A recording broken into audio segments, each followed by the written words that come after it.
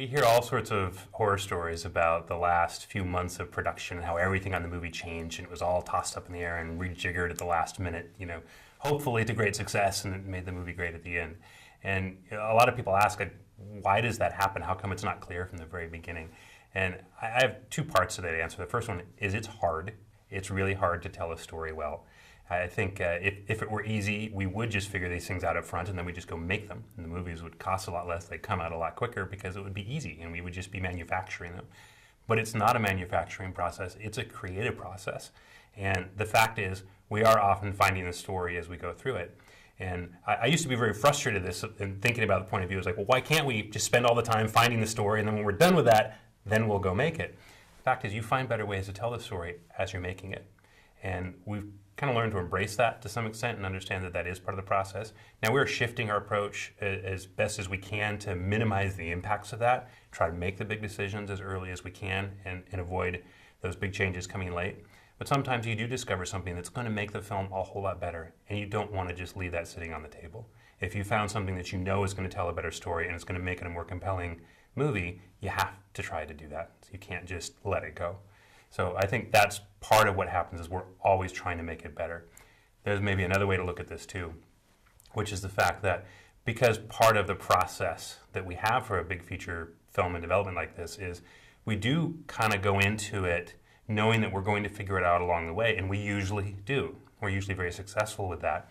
And every once in a while, you'll get quite a ways down the path and you realize you didn't solve the problems you were hoping you would have solved by the time you got here.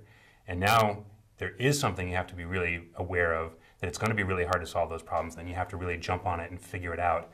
And it becomes a big challenge to now do that in the remaining time that you have left.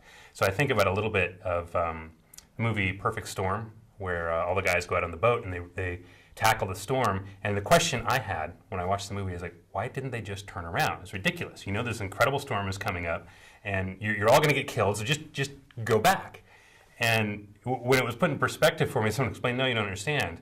That happens all the time for these guys in this business. And they usually weather the storm. Everybody gets through it and they come back and they have a story to tell. And that's what their experience is. But only every once in a while is the storm bigger than they thought and harder than they thought to overcome. So in many ways, making a film is like going through a storm. You know the storm's going to be there, you know it's going to be hard, and you know that, and based on your experience, you've always weathered it before. So you're going to buckle down and find your way through it, and the movie will get better for it in the process. Every once in a while, the storm is a little bigger than you expected, and you have to come up with some last-minute changes very late in the game. Looking forward, I think right now we're actually on a threshold of intense software development in our industry focused on the user experience, the artist interface. We are at a place where we can do pretty much anything. There's not really a picture we can't make and put on the screen, but the effort involved in it and sometimes the amount of data that people have to juggle or the complexity of the process can be overwhelming and incredibly time-consuming.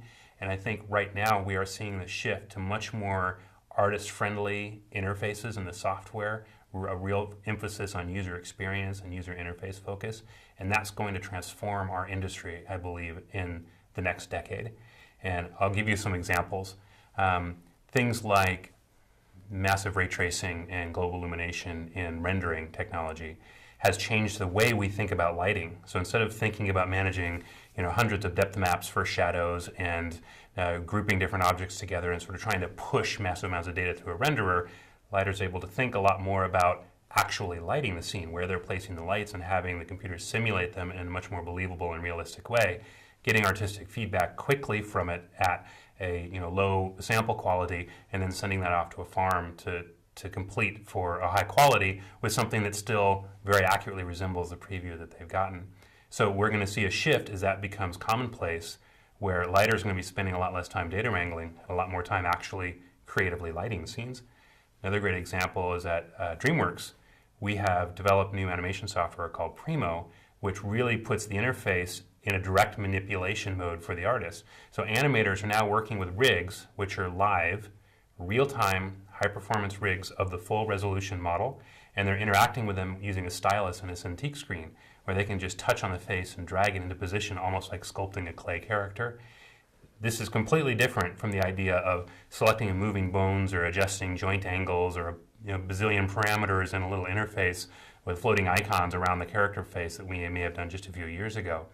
And it's had a transformative impact not only on the efficiency of our animation departments, which have improved dramatically, but simultaneously on the quality of the performance that they're able to deliver.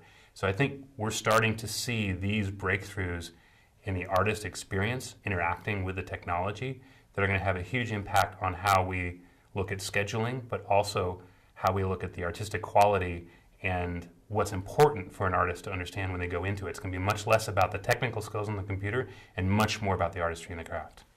Wrangling the massive complexity of the technology and the tool set that we use in a modern CG pipeline can often be daunting. And if you try to actually deconstruct it and tease it apart and look at every piece of it, the complexity is genuinely overwhelming. There is no one person who can actually understand how every piece of it actually functions. However, what I've seen in my years in production is that development in different areas comes in waves, and what happens is as layer upon layer of technology and infrastructure gets built on top of something, it becomes more and more complex, and there's more checks and balances and more steps that people have to go through until you get to almost a tipping point where it's overwhelming, and then we really focus in on tackle that area of the workflow or the artistic experience, and then strip it away back to its core. What is it that we want artists to be able to do, and fundamentally alter the underlying technology into a much stronger core that feeds those specific needs, now that we know what those are based on years of experience. And then the user interface experience improves dramatically. The technology itself elevates, it becomes much more sophisticated, but with a much simpler user interface. So I think this is a natural process where things become more complex and more difficult and more difficult to wield. And then we tear it apart, look for what the core capabilities are that we need, and actually rebuild a much more sophisticated infrastructure that exposes just the artistic controls that artists need to be able to work. I probably get my greatest personal satisfaction on a film from working with the artist on the film and seeing them realize the benefits of the work that I or the rest of the team have done to make it work for them. If that makes sense. The idea that we can create an environment and a process that is very artist-centric and enables them to be really effective and really communicate creatively what they're trying to accomplish. It's this idea of both mentoring and then building an infrastructure and a process around their needs to let them really shine and be capable of expressing everything that they need to in order to make the movie that we're trying to make great. And if you do that well, it's incredibly satisfying to see that people are enjoying what they're doing, but also the movie itself benefits from it, and you see the results on the screen very clearly because you've realized that all the effort that people put into it end up on the screen instead of spinning the wheels of the process or the technology or the budget trying to get there, and only a portion of it makes it to the screen.